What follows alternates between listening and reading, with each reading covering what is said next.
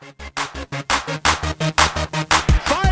He's going for Landry down by the end zone. A tumbling catch for a touchdown.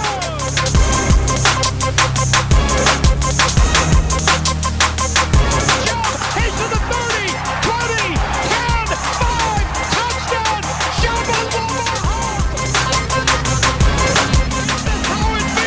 Is this how it feels to win? Welcome back, Survivors. Episode 14, Season 4. This is Surviving the Season live from the Baywater Studios in Tampa, Florida. I am the host, Adam Harrer, and Greg is here. What is up? 2 weeks in a row, baby. People will be excited.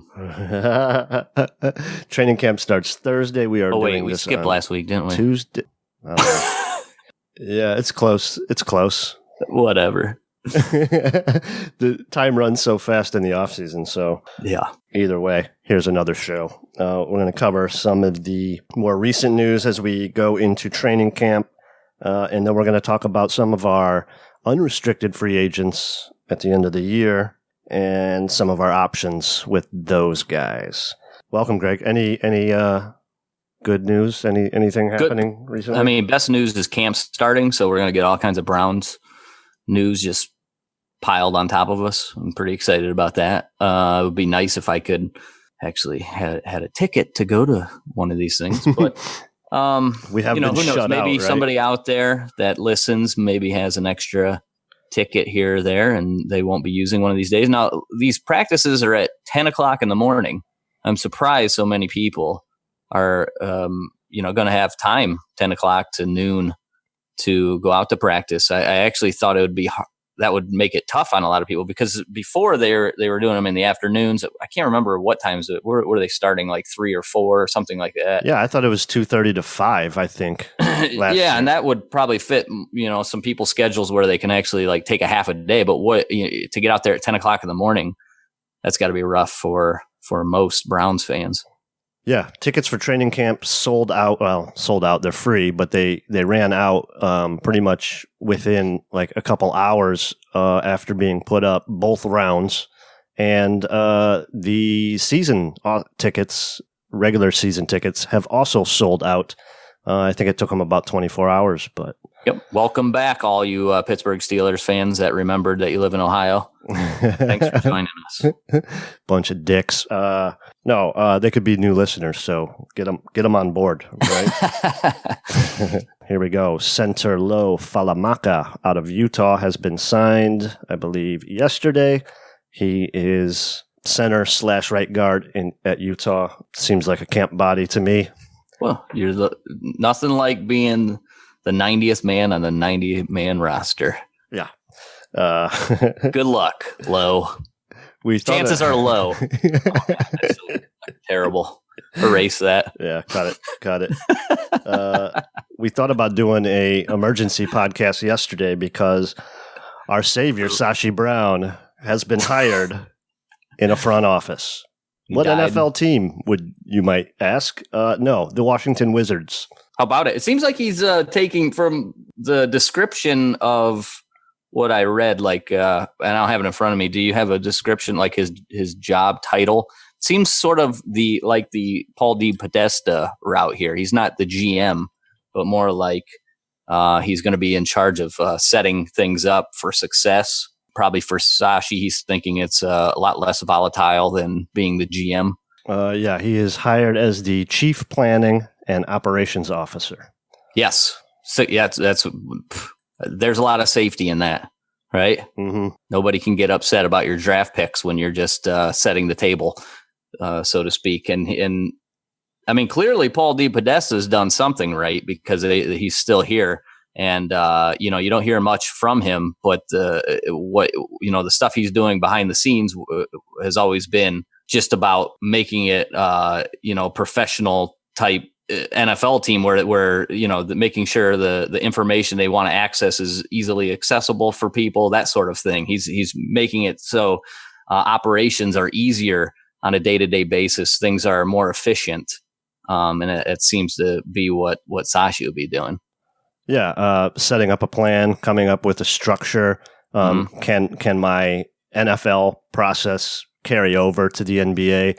A lot of people. Why wouldn't it? I think that those processes of setting a plan, a goal, having an idea, sitting down, working through that, and having an actual plan to execute will work in not only the NBA, not only football, and any business venture that anybody will ever do. Right.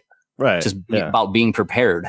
Well, I think a lot of people were like, well, Sashi Brown couldn't pick football players. Maybe he can pick basketball players. And I don't think Sashi Brown was here to pick football players. He brought in a team to pick football players, and they more than did their job. That's the mark of a good leader. Put people around you that know what the fuck they're doing. And while you might be held responsible for what your team does, is still a mark of a good leader. Yeah, I would say if you have final say, then that's why you get that label as the one choosing. I mean, clearly, when you look at the history of the quarterbacks that were selected while he was here, Hugh had a huge imprint on who they were bringing in. Mm-hmm. So, but yeah, I mean, now he's not in that role anymore. This is probably I would say this is something that's going to fit what he has been doing a lot better. Before the Browns made him vice president of personnel. Yeah. Set up the process, and good luck there. See if he can turn that organization around. I kind of forgot they even existed. Yeah, they kind of are the Cleveland Browns of the NBA, aren't they? A little bit, yeah. I don't even know who plays over there anymore. I'm so out of the... That's about it. I don't even know either. Yeah, I'm so out of the NBA loop. Yeah, you guys almost got an emergency podcast because we were so excited for him. Would have been right there. It would have been like 7 minutes long. Yep. Other news: Drew Rosenhaus was hired by Duke. Dun dun dun. We need something. When you say Drew Rosenhaus, we need like whatever when the villain shows up. Your Saturday morning cartoons. Dun dun dun. Drew Rosenhaus. Because it's never good. The last time we recorded, Duke had fired his agent and then hired Rosenhaus like a few hours after we had finished. Which would have that was sort of our takeaway. We did leave it with a little hope. Maybe this gives Duke a small chance to stick around, is what we were saying at the in our podcast. But basically, we thought that it was going to be so he could get this thing moving a little bit. And the reports are today that Rosenhaus was in Cleveland for a meeting with team officials, so about moving Duke Johnson. So clearly, they're still trying to push that. Yeah, that's pretty aggressive, right? Going to coming to Cleveland to talk to them like directly. Maybe you come in and you go, I always wonder how these things go. Does Drew Rosenhaus, does he have such a large portfolio of players where he can go, all right, you get this Duke thing done, and maybe I can work on this, helping you out in this situation, getting this player a deal, that sort of thing. Do you think there's ever anything like that ever going on? I don't know. It kind of seems unethical, but it's probably not illegal. Drew Rosenhaus, unethical? Come on. Right? Yeah. Come on. Agents, lawyers, attorneys. Yeah. Ethics? Come on. Yeah. That's why when you say Drew Rosenhaus, that's why we go, dun, dun, dun. I'm sure he also has other clients that are Browns, so maybe. Yeah, I don't know. I wish I did know, but this is obviously he's coming in. He's trying to see what he can do. I don't know. I mean, what can our agent really say to John Dorsey? Hey, Duke really wants to be traded. Yeah, I know. All right, thanks for showing up. Right. Yeah, who's picking up the tab at lunch or whatever? So their $400 lunch.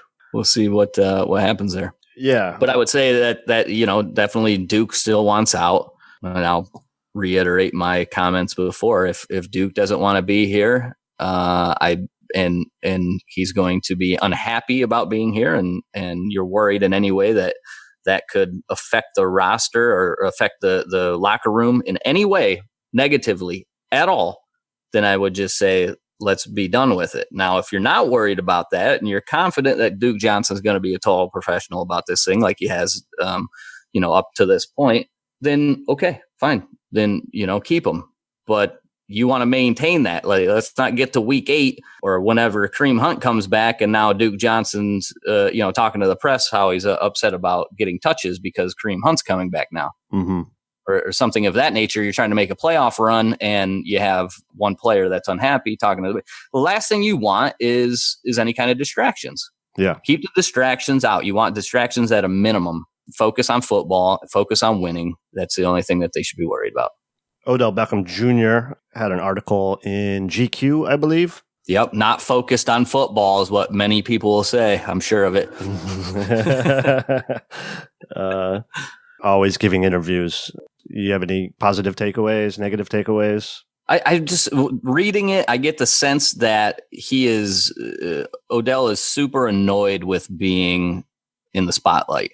He kind of accepts it. He realizes where he's at, but he is really annoyed that everybody's going to comment on everything that he does. And what I would suggest to Odell, if I was, like, let's say his manager, is quit reading the comments and just do you, be you. Just don't read the comments, because he brings that up often. Well, why is it that I'm not allowed to go out, but Gronk, and he makes a good point here, because it is true.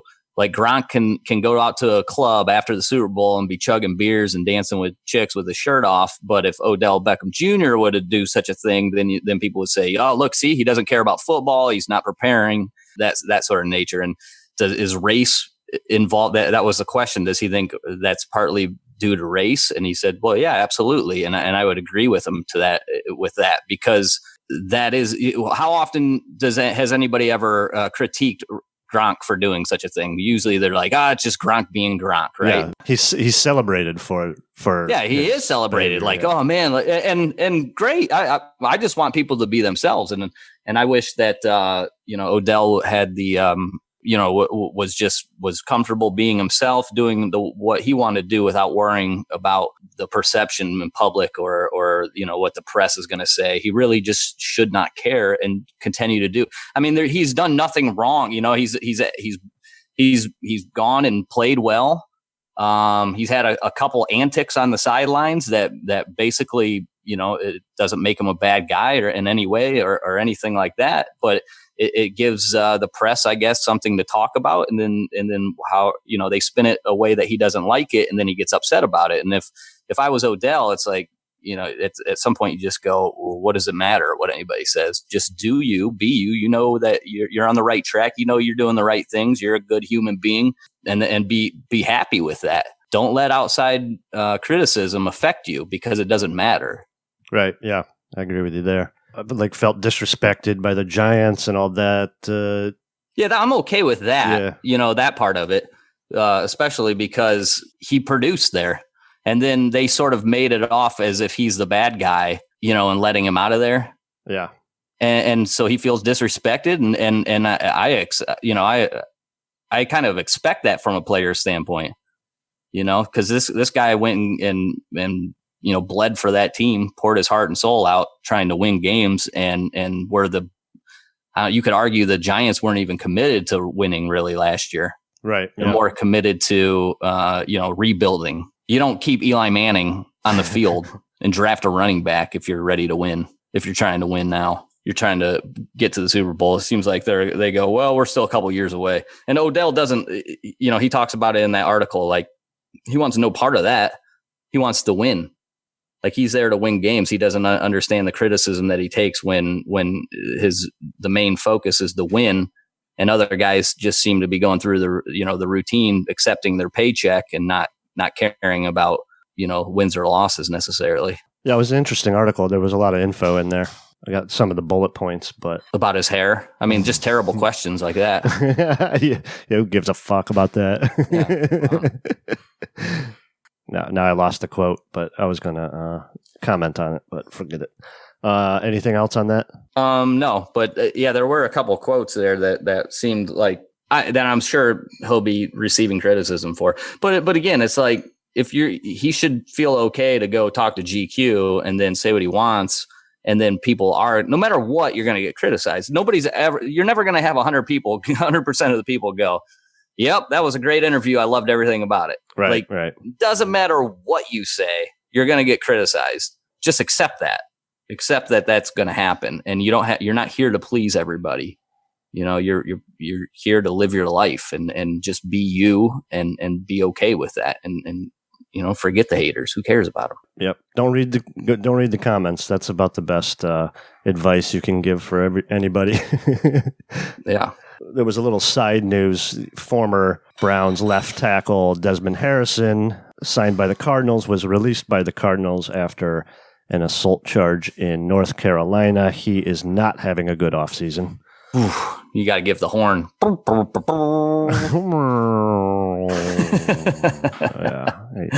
Well, I'm laughing, but I actually do feel bad for him because you remember there was a lot of hype from, I believe it was the Cleveland, maybe the Browns state-run media about, we might have just found our replacement for Joe Thomas. Yeah. He might be in the building. He might have been an undrafted guy. And boy, has it been a long fall since then. And he had his opportunity, didn't work out. Didn't mean that it wouldn't work out if he continued to work. But it seems like Desmond Harrison has sort of gotten off track and, had made some missteps here over the past 6 months. And I hope he gets it together and because, you play in this league, man, you get a lot of money and it changes it changes everything about your life and your family's life. So, I wish everybody the best. I hope he figures out a way to get back. Yep. Agreed. Good luck, young man. A guy we were talking about, comparing him to Landry, I believe last time we were talking, Bengals wide receiver Tyler Boyd got a 4-year, $43 million extension, 1,028 yards on 76 catches last year, 7 scores, a nice breakout year, and he has been rewarded. Yeah, so it's sort of a 1-year wonder. I mean, he's had, last year was a good year, and I mean, he had a better year last year than what Jarvis Landry did when from a statistic standpoint and just basically every standpoint. So, but he's only done it 1 year, and good for him to get extended. But what's it end up at? About $11 million a season. Jarvis is getting $13 million. So when you're seeing just 1 year later, pretty similar style player. Again, not the same exact player, but similar in what he brings to the table. Not, more of a possession receiver, not very athletic, slightly more athletic than what Jarvis Landry is, but it fit in that same mold. And he's only making $2 million less, which sort of, I guess, gives a little bit of credence to what I was talking about last week of how after looking back, I do like that Jarvis Landry move that John Dorsey made because you get that added leadership. Now, I don't know what Tyler Boyd's like. I'm sure. I liked him coming out of college. I'm sure he's a good dude. Otherwise, they wouldn't have been giving him this paycheck. But I'm not sure from a leadership standpoint or a professionalism standpoint if he is up there with Jarvis. But by all means, he deserves a contract because he went and played his butt off. He benefits. So this is again one more reason why I think Landry will have a better season this year than last year. Tyler Boyd was the number 2, clearly the number 2 wide receiver, was drafted as a number 2 wide receiver because they have a bona fide stud in AJ Green.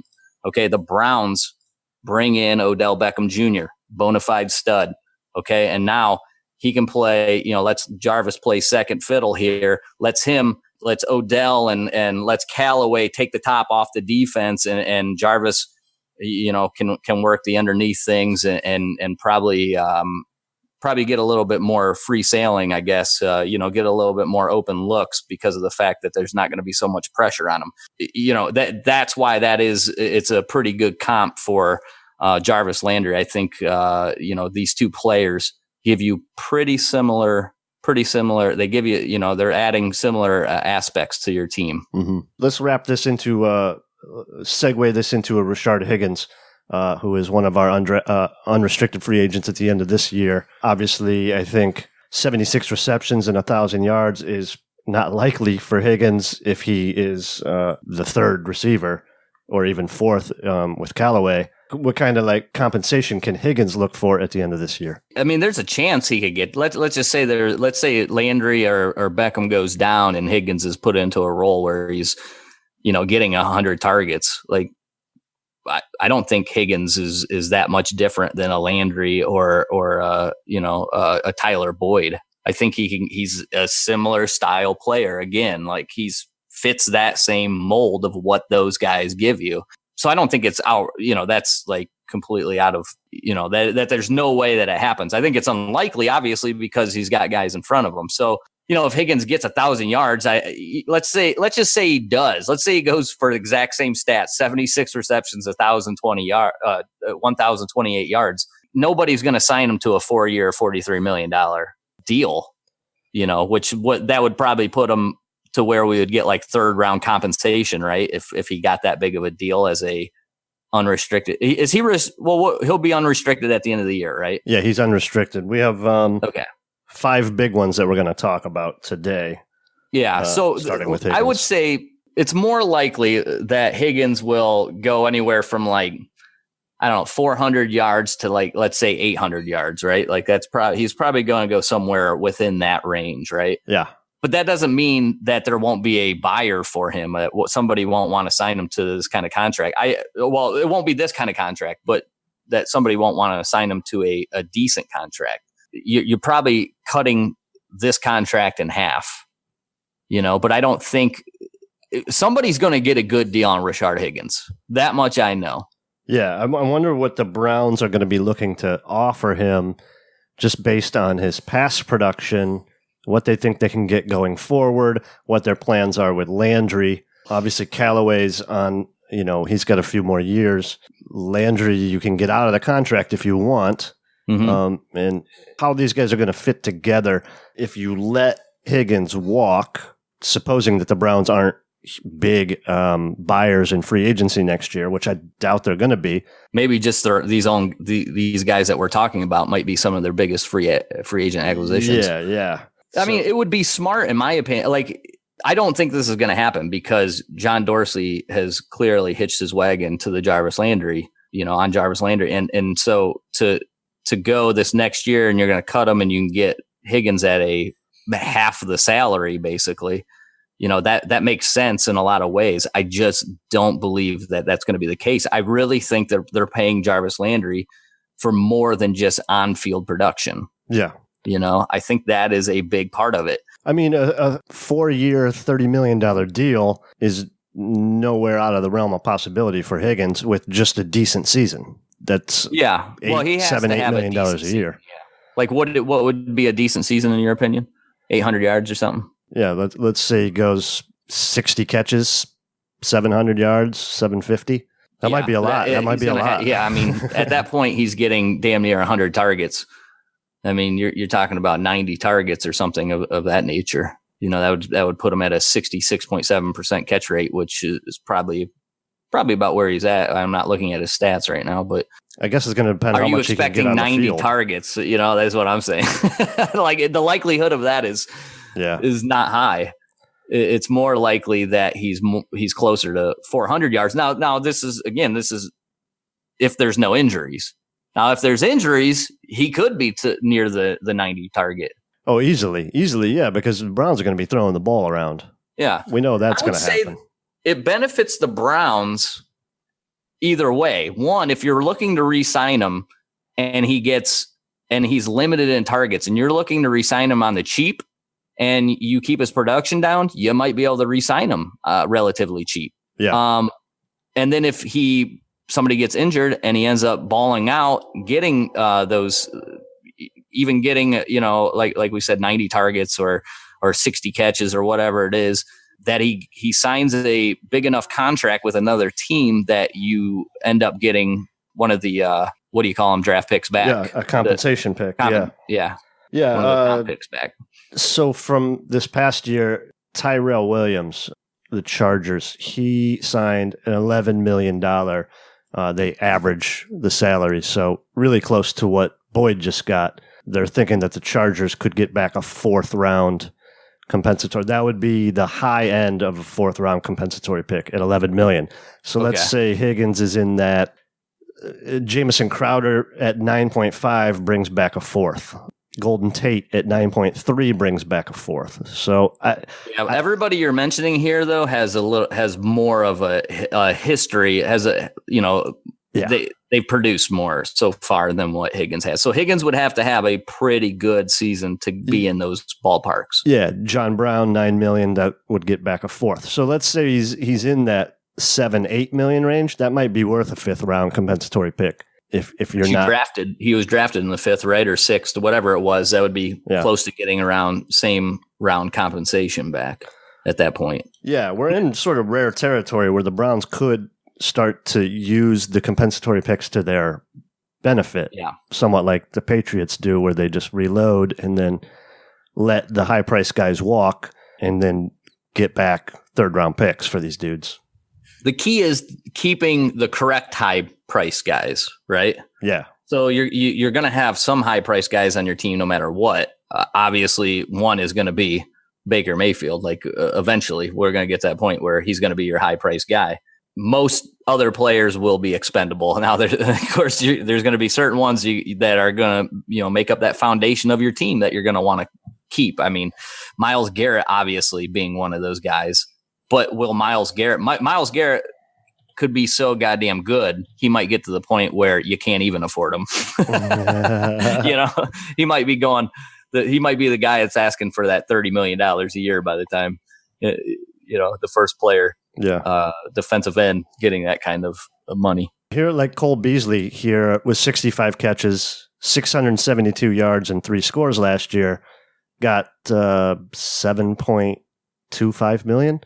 Yeah, but I mean Cole Beasley again. He's a higher stature across the league. I would say they would look at Cole Beasley and go, well, he's more. I don't know how to explain it. Like he's looked upon as a better player than Higgins, and not saying that he even is. I'm just saying that you're going to look at that. And you're going to say he's got more production overall.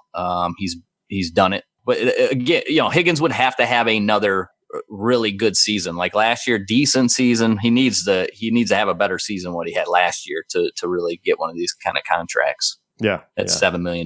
So I'd like to keep him. I just I kind of went through and just thought if the Browns let all their unrestricted free agents go, it would be an interesting haul of possible compensatory picks.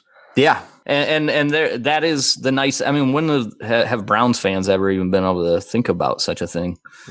We haven't been in this position to have compensatory picks because we've never had players that were worth anything to go to another team. Not only that, we've always been trying to rebuild, and half the time the GMs were trying to rebuild through free agency.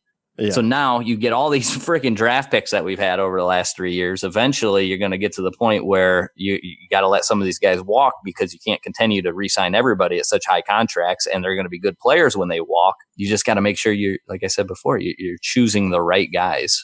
See, the difference is, you can let Higgins here walk, and if you're going for that compensatory pick, he has a good season, he walks, you get a compensatory pick for him.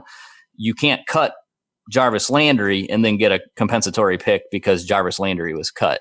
Correct. Yeah. You have to be unrestricted. You got to play out your contract. Yeah. Let's move to the offensive line. I think we covered Higgins there pretty good. We have 2 big unrestricted free agents on the offensive line. We'll start with J.C. Tretter. He is a $5 million P5 salary this year, $6.7 million cap hit.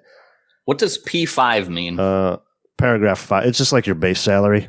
Okay. It's just, they call it P5 because paragraph 5 of that CBA is about base salary. I don't know why they do that. Trivia, I guess.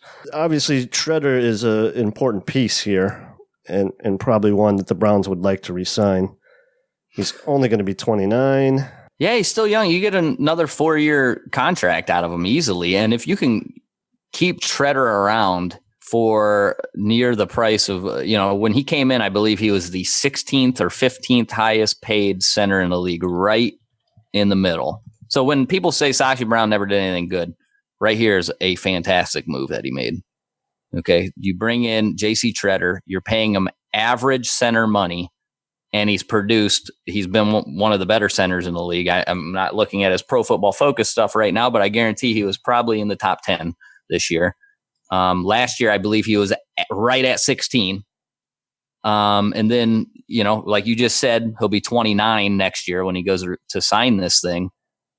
There's no reason not to try to bring this guy back if you can get a decent deal done and you lock up that center position. And, because the one thing they had talked about is maybe we're going to move Austin Corbett eventually to center. Well, if you don't have to, because you're already locked in there, stick with a guy that you're 100% sure is going to get the job done. And hopefully Corbett can just play at right guard and play well. Yeah. That'd be interesting. Mitch Morse, center, the Bills signed him. They gave him $44 million over 4 years. He is the highest paid center in the league now.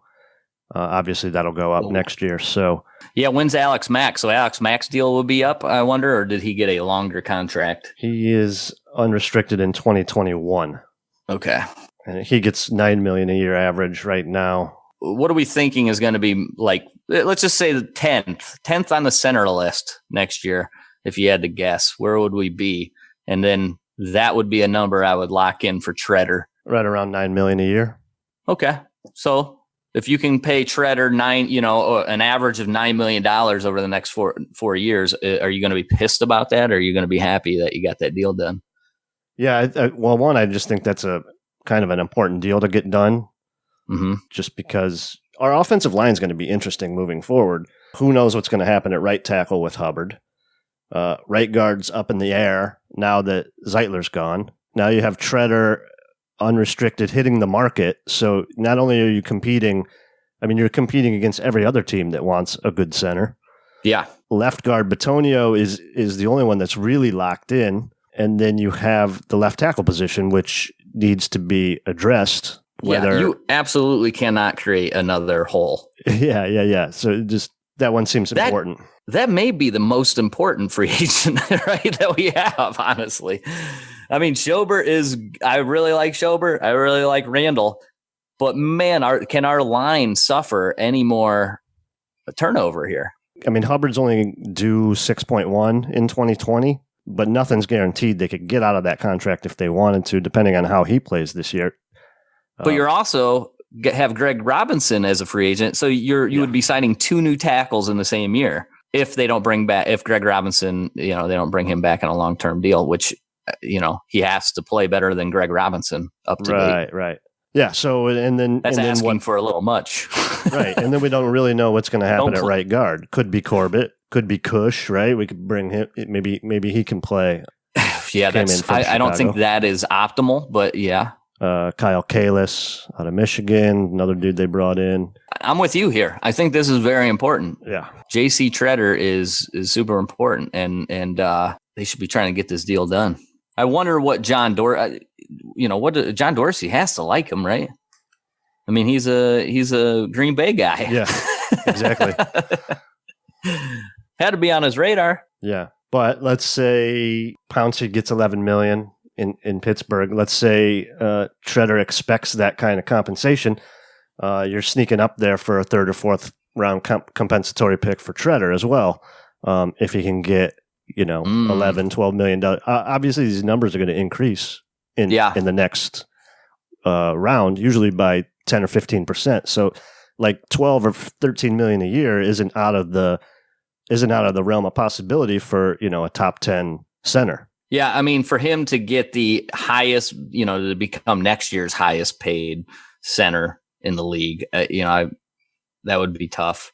And at that point, I would let him walk. Well, that's I guess it's $11 million, right? So that's only $2 more million than what we were talking about. I guess it's something that you'd have to talk about. It would have to come down to how you're going to structure the thing, the guaranteed money, that sort of thing. Because Mitch Morris got 26.5 guaranteed out of that 44 million. So a lot of it would come down to that. But I would be thinking on a $9 million average a year, and then maybe you go up to $11 million if you make it like a 2-year deal sort of thing. Yeah, be interesting to see how they work that. Obviously, a lot's going to come down to Corbett and what happens there with the right guard and what they feel about his growth. Mm-hmm.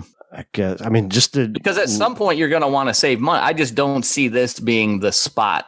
Yeah. You're unsure what you have at tackle, or you're really worried about it. They're clearly worried that they don't at what they're doing at tackle. There's constant moves at tackle, right? They treat the tackle position with moves, towards the bottom of the roster the way we treated the wide receiver position for the past 3 years. Right. You're just sort of bringing in dudes and flinging them in there. Yeah, you're bringing them in because you're just hoping that one of them ends up like being the complete diamond in the rough, and then you go, all right, this guy's garbage. So bring in another. Nope, this guy's garbage. They're searching.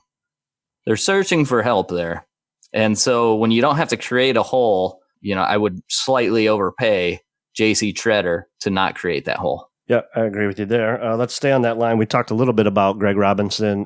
This year, he's getting $7 million to play. It's a 1-year sort of prove it deal. He wasn't the best on the line last year, but he was serviceable, and Dorsey gave him some money to stick around one more year after we didn't address that at all in the draft.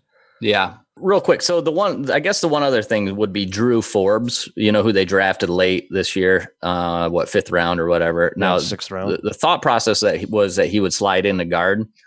And let's say that he does, and it's pretty flawless. And then you end up moving Corbett because you feel better about Corbett at center.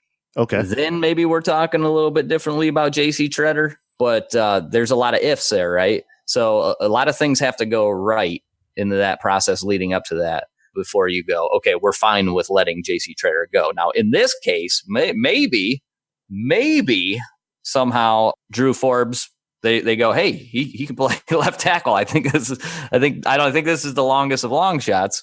And then maybe he could fill in for Greg Robinson. I doubt that happens. But what if Drew Forbes can play right tackle? You can save, some cap money on Hubbard and use that to pay Tretter. I'm not even that worried about the cap number. I mean, what are we looking at, like $30 million that we have left over yet this year, right?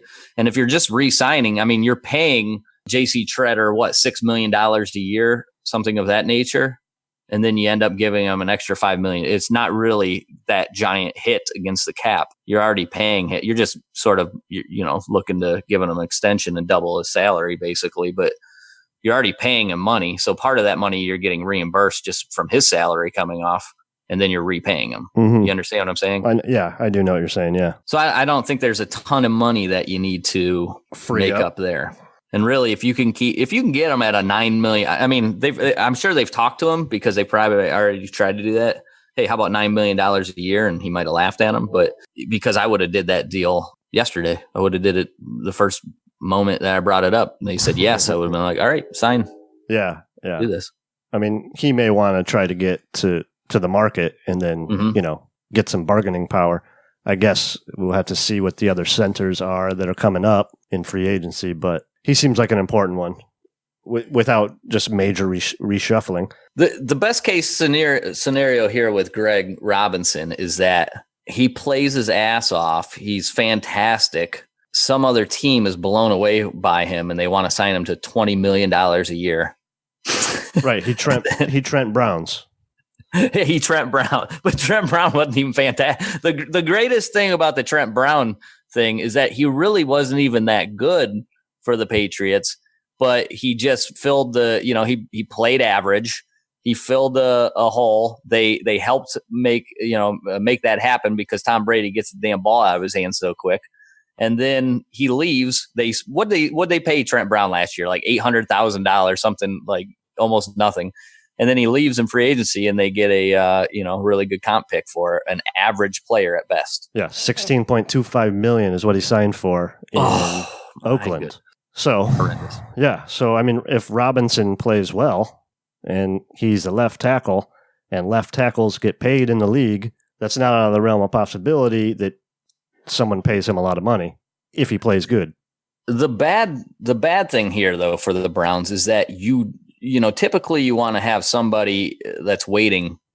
That's like, I was drafted. Maybe you're bringing in a rookie this year and you go, all right, this is the left tackle of the future. We draft him this year. He's not going to be forced into action. Greg Robinson plays. Problem is we don't have that guy in our roster right now. No, we just have a Doesn't bunch of exist. undrafted free agents and high round draft picks Yeah. in the tackle slot. So that's a major problem. That's the issue here. I mean, Greg Robinson goes down. Well, I guess you're going to have another guy in there that plays like Greg Robinson, really.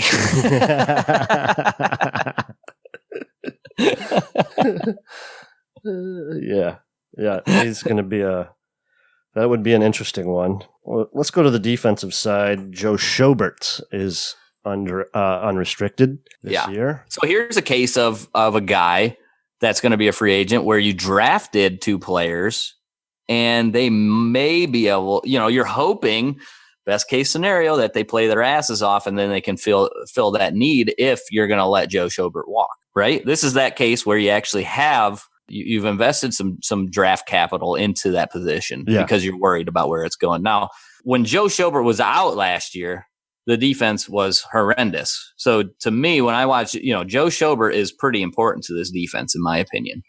Right, because he's like the only one that can cover anybody. Yeah. He's well above average of that.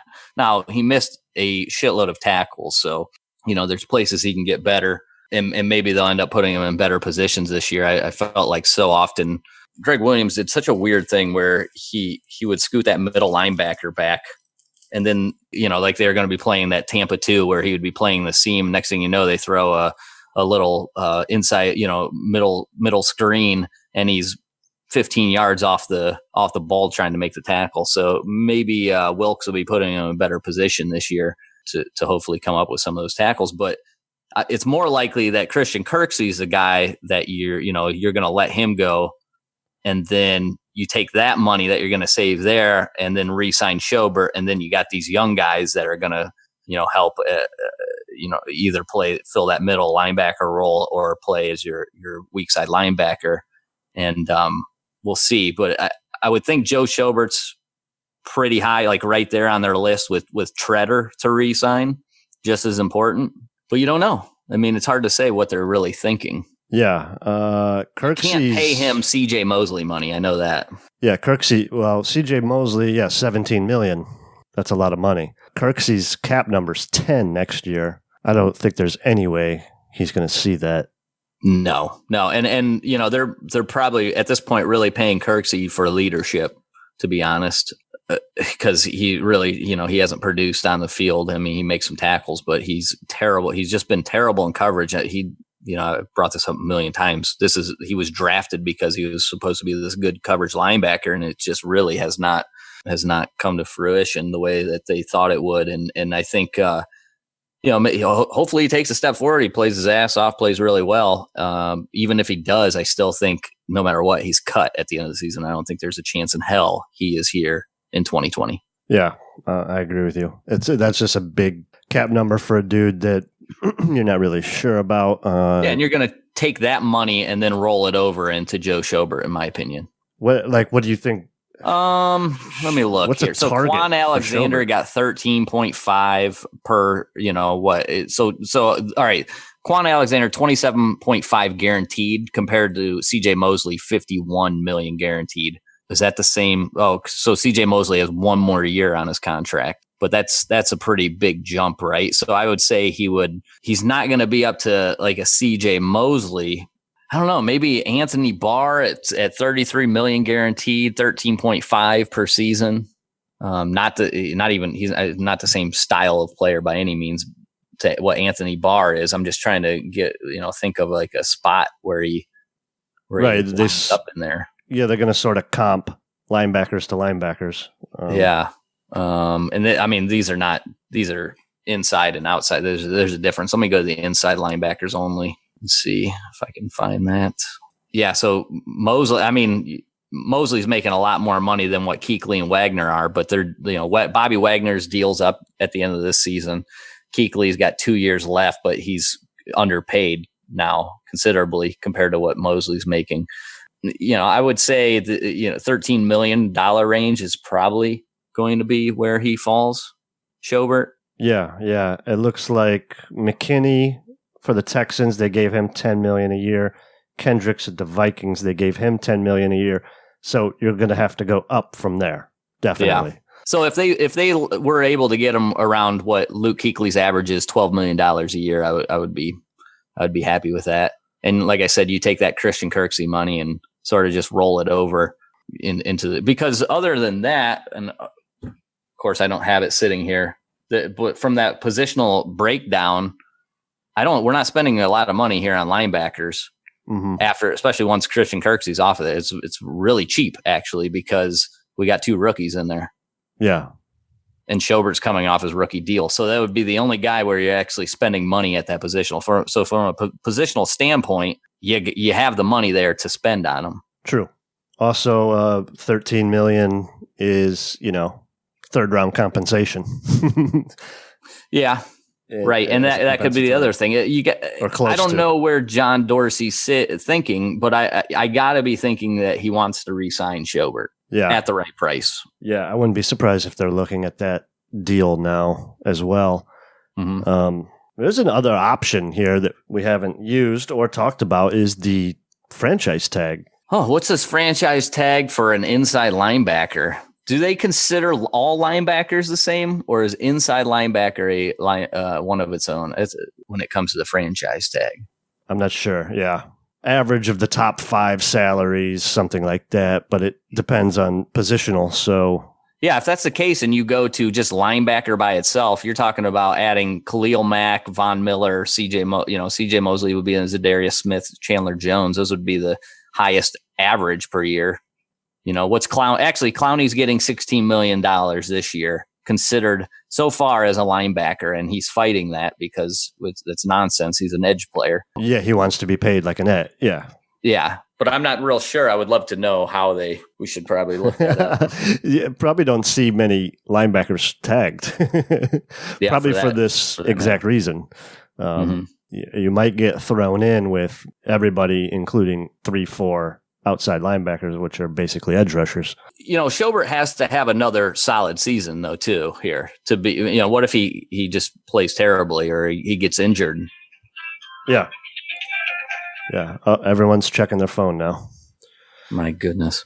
Yeah. So that was Greg's phone, not your own. But yeah, he gets injured. It's going to cost him a lot of money. Now we're talking about if everything goes according to plan and he has another really good season, and then he's going to be looking for a pretty fat contract. So you never know. You get injured, next thing you know, you're losing millions of dollars there. Yep. Because he missed a little bit of time last year too. So then people will say he's injury prone. You can't pay him that kind of money. Right. All right. Moving back to free safety, Demarius Randall is getting paid $9 million this year. He will be an unrestricted free agent at the end of the year as well. Another dude that's probably going to want to get paid pretty handsomely. Again, you get here to Randall and you go, well, there's not a ton around him right now to fill in. Now you did draft Sheldrick Redwine from Miami this year in the 4th round, but unless everything goes perfectly with him, you're not going to want to force him into the role next year as your starter. You really want to get Demarius Randall back, because he gives you the versatility, plays corner, plays free safety.